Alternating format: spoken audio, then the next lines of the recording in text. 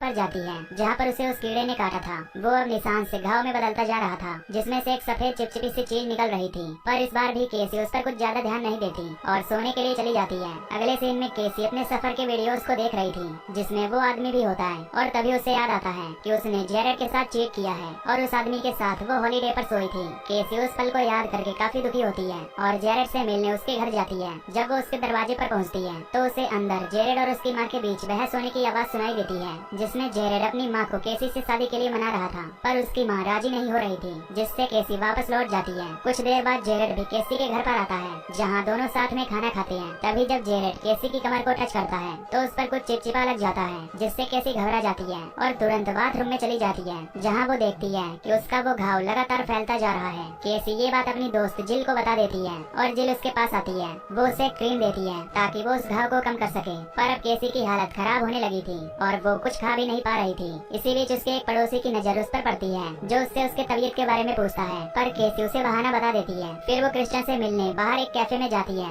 जहाँ वो उसे बताती है कि जब से वो सफर से लौटी है तब से उसकी तबीयत खराब होती जा रही है और उसे समझ नहीं आ रहा कि वो क्या करे। जिस पर क्रिस्टियन उसे अपना प्रेगनेंसी टेस्ट करवाने के लिए कहती है। घर आने पर केसी अपना प्रेगनेंसी टेस्ट करती है, जहाँ उससे पता चलता है कि वो प्रेग्नेंट है, जिसका पता चलते ही वो काफी दुखी हो जाती है। तभी रात में केसी को एक सपना आता है, जहाँ जेरेड और उसके दोस्तों ने उसके लिए एक पार्टी रखी थी। वहाँ पर वो सभी लोग एक बच्चे के लिए डिमांड कर रहे थे। तभी केसी के अंदर से एक लाल चीज निकलती है, जो उन सभी पर हमला करने लगती है और सभी लोग उसे कुचलने लगते हैं। तभी ये भयानक सपना टूट जाता है और वो जागकर बाथरूम में चली जाती है, जहाँ वो अपना चेहरा देखकर डर जाती है, क्योंकि अब उसके घाव पर वैसे ही निशान बन रहे थे। तभी उसकी डोरबेल बजती है और उसे पता चलता है कि जेरेड की माँ उससे मिलने आई है, पर जैसे ही वो पीछे देखती है तो वो चिपचिपी चीज हर जगह कमरे में फैल चुकी थी। पर केसी इस पर ध्यान न देकर दरवाजा खोल देती है। तभी जेरेड की माँ कमरे की हालत देखकर उस पर गुस्सा करने लगती है और शादी तोड़ देने के लिए कहती है। तभी हम देखते हैं कि केसी अब धीरे धीरे एक कीड़े की तरह बनती जा रही है। उसकी एक पूंछ भी निकल आती है, जिससे वो जेरेड की माँ पर हमला कर देती है और अपने मुंह से एक चिपचिपी चीज उसके मुंह पर फेंक देती है, जिससे जेरेड की माँ का चेहरा जलने लगता है और उसकी काफी बुरी तरह मौत हो जाती है।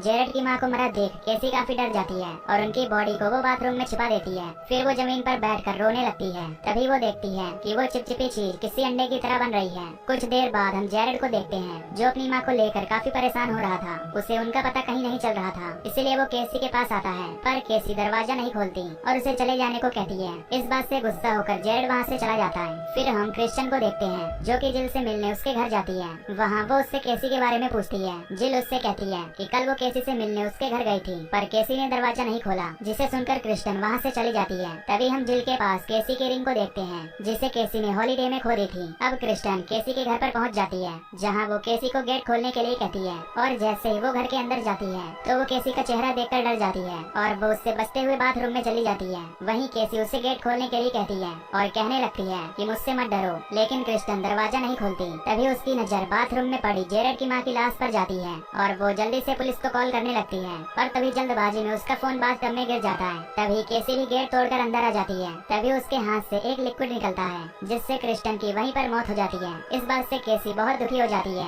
फिर हम जिल को देखते हैं, जो जेरेड से मिलने के लिए उसके पास जाती है, जहाँ वो उससे मिल उसे केसी और उस आदमी की वीडियो दिखाती है, जिसमें वो दोनों इंटीमेट हो रहे थे। ये देखकर जेरेड को काफी गुस्सा आता है। तभी जिल जेरेड के साथ अपने प्यार का इजहार करती है, जिसके बाद ये दोनों एक दूसरे को किस करने लगते हैं, लेकिन अगले ही पल जेरेड वहाँ से चला जाता है। इस बात से जिल काफी गुस्सा हो जाती है और केसी से मिलने के लिए उसके घर पर जाने लगती है, जहाँ वो केसी को बताती है कि जैसे उसने जेरेड के साथ चीट किया, ठीक वैसे ही उसने भी उसके साथ चीट किया है और अब जेरेड उसके साथ है, जो जल्द ही शादी भी करेंगे। तभी केसी गुस्से में दरवाजा खोलती है और उसे अपना चेहरा दिखाती है, जिसे देखकर जिल काफी डर जाती है और वहाँ से भागने की कोशिश करती है, पर तभी केसी उसे पकड़ लेती है और गुस्से में उसे दीवार में चिपका देती है और उसे सच सच बताने के लिए कहती है, जिस पर जिल उसे पूरा वीडियो दिखाती है, जिसे जिल ने अपने कैमरे से रिकॉर्ड की थी। और वो रिकॉर्डिंग कोई और नहीं बल्कि केसी और उस आदमी के इंटीमेट होने वाला सीन था और जिल ने ही केसी के हाथ से वो अंगूठी चुरा ली थी, ताकि वो जेरेड और केसी के रिलेशनशिप को तोड़ सके। ये सच पता चलते ही केसी को उस पर काफी गुस्सा आता है और वो उसके पैरों पर वो चिपचिपा चीज थूक देती है, जिससे जिल का पैर जलने लगता है और वो चिल्लाने लगती है।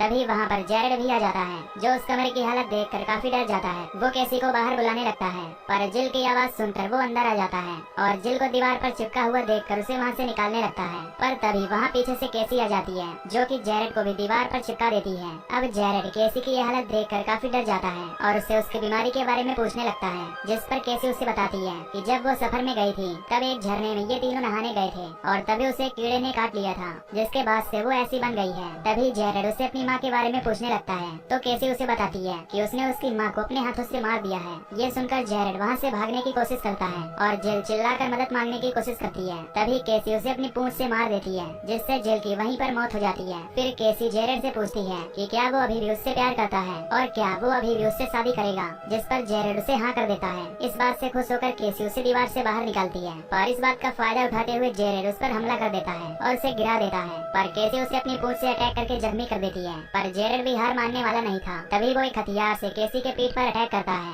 जिससे केसी की मौत हो जाती है। फिर जेरेड वहाँ से बाहर निकलकर भागने लगता है, पर कुछ देर चलने के बाद उसे अपने शरीर में काफी दर्द महसूस होने लगता है, जिससे वो गिर पड़ता है। तभी वो पुलिस को कॉल करने लगता है, पर वो कॉल कर पाता इससे पहले ही वो भी मारा जाता है। अब कुछ दिनों बाद जब पुलिस वहाँ पर पहुँचती है तो वो वहाँ की हालत देखकर हैरान हो जाती है और एक एक करके वो सभी लाशों को बाहर निकालने लगती है। और जैसे ही सारे पुलिस वाले जेरेड की लाश के पास पहुँचते हैं, तभी जेरेड का पेट फट जाता है और उसके पेट से कई सारे कीड़े निकलने लगते हैं, जो उन पुलिस वालों को काटने लगते हैं, जिससे वहाँ पर कई पुलिस वालों की मौत हो जाती है। यानी कि जिस कीड़े ने केसी को काटा था वो असल में एक पैरासाइट था, जो कि इंसानों पर कंट्रोल करने की कोशिश कर रहा था। फिर अगले सीन में हम वापस से दो लड़कियों को देखते हैं, जो कि आपस में कहीं घूमने का प्लान बना रही होती हैं, पर तभी एक कीड़ा आकर उन दोनों के पैरों पर काट लेता है, जिससे इन दोनों लड़कियों के पैरों पर ठीक वैसा ही घाव हो जाता है जैसे केसी के हुए थे। यानी ये कीड़ा वैसे ही लोगों को शिकार बनाता रहेगा जब तक कि वो सभी इंसानों पर कंट्रोल ना कर ले। और इसी के साथ ये मूवी यहीं पर एंड